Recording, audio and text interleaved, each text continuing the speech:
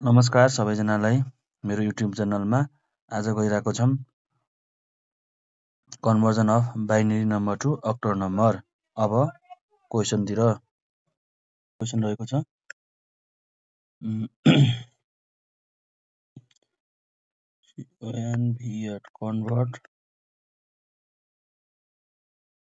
convert binary number to octal number रहेको छ हैन। अब हाम्रो 1011 अनि त्यसपछि गएर हामीले अक्टलमा लग्नु छ है त। त्यसपछि हामीले चाहिँ सुरुमा सोलुसन गरौँ। सोलुसनमा अब त्यसपछि गर्नु पर्यो सोलुसन। अब हामीले नत्र सुरुमा यस्तो गरिनु हुन्छ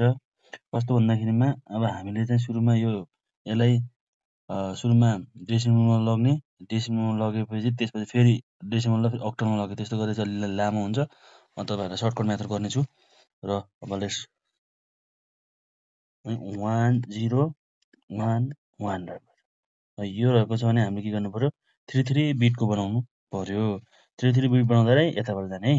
33 बाट यताबाट यता जाने अनि त्यसपछि यताबाट यता। अब यहाँ छैन 3 बट दुईटा 0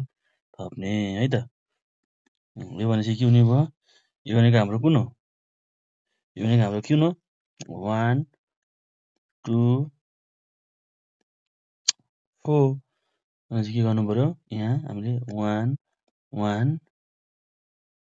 0 गर्नु पर्यो। यो भनेको हाम्रो कति हो भनेपछि 2 प्लस जहाँ 1 छ त्यसलाई चाहिँ हामीले चाहिँ जोड्नु पर्यो। यो भनेको कति हो 2 3 भनेपछि यो हाम्रो कतिको 3 रहेछ। अनि यतापट्टि कति हो 4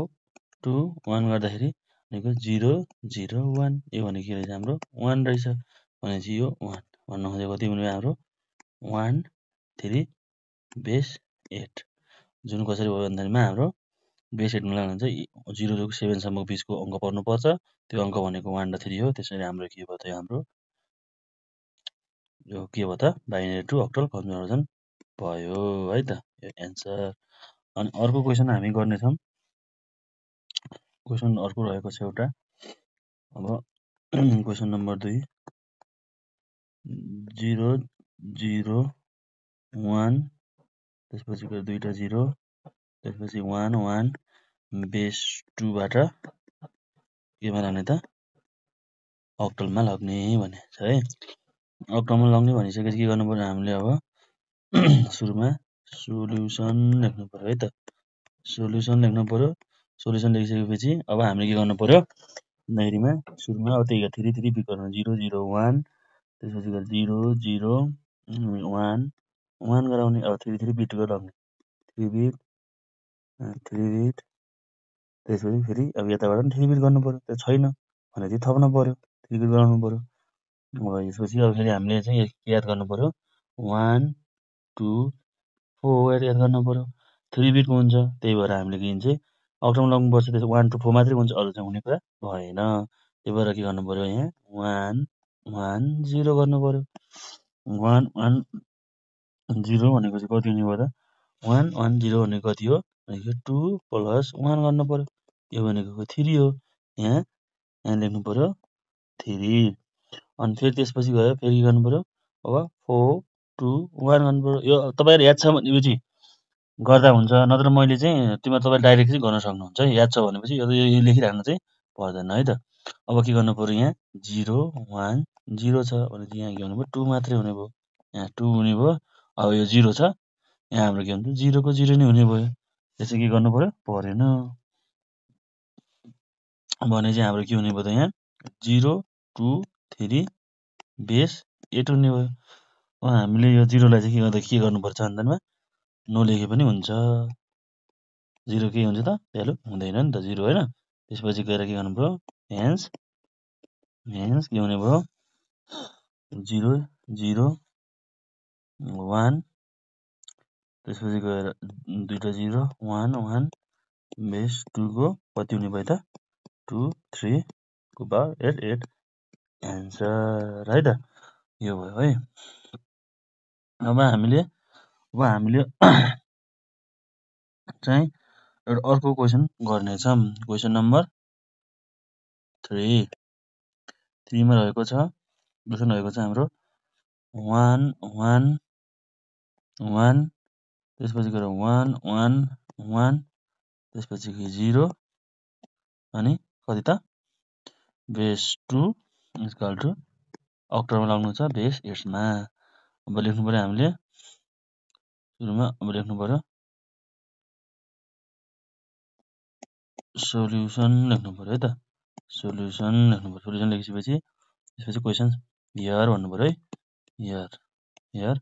अब 1 1 1 छ त्यसपछि 1 1 1 छ त्यसपछि गएर 0 छ अनि 3 बिट गर्नु पर्यो 3 बिट अनि यहाँ 3 बिट यहाँ नि 3 बिट गराउन दिनु पर्यो 3 बिट भइसकेपछि अब हामीले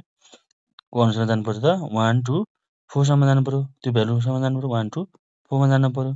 1 2 हो भने के छ हाम्रो अगाडि फर्स्टमा हेर्नु पर्यो 0 1 1 छ भने कति हुने भयो 4 + 2 + 0 भनेपछि 6 हुने रहेछ भनेपछि के हुने भयो यहाँ 3 बिट भएन नि गाइस यहाँ हाम्रो चाहिँ 3 बिट भएन त्यही भएर यता गर्नु पर्यो है अब त्यसपछि के गर्नु पर्यो अब 3 बिट गराउनु भनेको छ नि त हाम्रो 3 बिट पुगेन नि अब यहाँ पुगेन भनेपछि के गर्नु पर्यो यहाँ थप्न पर्ने देखियो यहाँ चाहिँ हाम्रो 3 बिट त्यसपछि यहाँ चाहिँ हाम्रो 3 बिट हैन यहाँ 3 त्यसपछि यहाँ छ कि छैन हैन त्यसपछि 3 गर्नु पर्यो अब भनेपछि 1 1 छ यो भनेको कति भयो 6 भयो यो भनेको 1 1 भनेको के हुन्छ यहाँ 1 1 भन्दाखेरि के हुन्छ 1 1 1 गर्दै के हुन्छ हाम्रो यो 7 हुन्छ त्यो त गर्नु होला यो भनेको 0 0 भनेको के त्यो 1 हो भन्नु खोजेको के रहेछ हाम्रो 1 7 6 बेस 8 अब हाम्रो 0 देखि 8 बिचको अङ्क आयो कि नै भने चाहिँ हाम्रो हिसाब के हो त मिल्यो भन्नु पर्यो अब त्यसपछि के गर्नु पर्यो हेन्स लेख्नु पर्यो हेन्स अनि क्वेशनमा हाम्रो के दिएको छ 1 1 1 है 1 1 1 त्यसपछि गएर अर्को फेरि कति दिएको छ 1 1 1 0 त्यो छैन क्वेशन त्यो भन्छ 1 1 3टा 1 अनि एउटा लास्टमा 0 छ त्यसपछि base 2 equal to 1 7 6 base 8 answer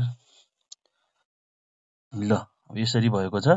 तपाईहरु यसरी गर्न सक्नुहुन्छ हाम्रो क्वेशन रहेको छ 1 1 0 त्यसपछि गएर 1 0 1 0 1 1 रहेको छ अनि यसको रहेछ बेस 2 अनि त्यसपछि गएर चाहिँ हाम्रो कतिमा लिनु पर्छ 8 भनेको अक्टलमा लाउनु पर्ने छ अनि सोल्युसन गर्न पर्यो है त सुरुमा के गर्ने त सोल्युसन गर्ने है सोल्युसन गरिसकेपछि अब हाम्रो हियर भनेको हाम्रो क्वेशनमा के दिएछ त्यो लेख्नु पर्यो 1 1 1 0 1 0 त्यसपछि 1 0 1 1 अनि फर्स्ट हाम्रो स्टेप के त सबैलाई 3 3 बिटमा लग्ने है त 3 3 बिटमा लग्ने के गर्ने त 3 3 बिटमा लग्ने 1 2 3 1 2 3 हैन त्यस्तो गरेर लास्टमा पुगेन भने हामीले के गर्नु त दुईटा 0 थप्ने है त यो चाहिँ बुझ्नु पर्यो है त त्यो बुझिसकेपछि अब हाम्रो चाहिँ के छ अब हामीले के भन्थ्यौं मैले अघि 1 2 4 त्यो चाहिँ हाम्रो त्यसम्म लग्नु पर्यो भने चाहिँ 1 के गर्नु पर्यो 1 2 4 गर्दाखेरि के हुन्छ हेर्नुस् त अब 1 2 4 गर्दाखेरि के हुने भयो अब यहाँ 0 1 1 भनेपछि जहाँ जहाँ 1 छ त्यहाँले चाहिँ के जोड्नु पर्यो अरूलाई के जस्ताको त्यस्तै भनेको यो हाम्रो 3 यो भनेको 3 बने भयो यो भनेको कति हुन्छ यो हाम्रो 5 हुन्छ भनेपछि यो त्यसपछि 1 1 0 कति हुन्छ यो भनेको हाम्रो के हुन्छ त 1 1 0 भनेको 1 1 0 भनेको कति हुँदैछ भनेपछि यो हाम्रो 6 हुँदै छ यो भनेको के हुन्छ 1 हुँदै छ भनेपछि के हुँदै रहेछ त 1 6 5 3 बेस 8 हुने रहेछ यो भने चाहिँ हामीले हिसाब गरेको मिल्यो किनकि 0 देखि 7 सम्मको बिचको हाम्रो के त डिजिटहरु छ त्यो डिजिट भएकोलाई हामीले के हुन्छ त हामीले अक्टल नम्बर भन्छौं त्यही भएर यो चाहिँ आयो अब लास्टमा के गर्नु पर्यो अथवा हेन्स भनेर अनि के गर्नु पर्यो त क्वेसनमा हाम्रो के छ ओके हेयर भनेर के गर्नु पर्यो here the hence 1 1 1 0 1 0 1 0 1 1 base 2 equal to 1 6 5 3 8 अनि एन्सर है त यो तपाईहरु यतापट्टिको यो गरिनुहुन्छ नगरिनुहुन्छ मैले यसरी मेट्दिएँ है त यसरी तपाईहरुले चाहिँ गर्न सक्नुहुन्छ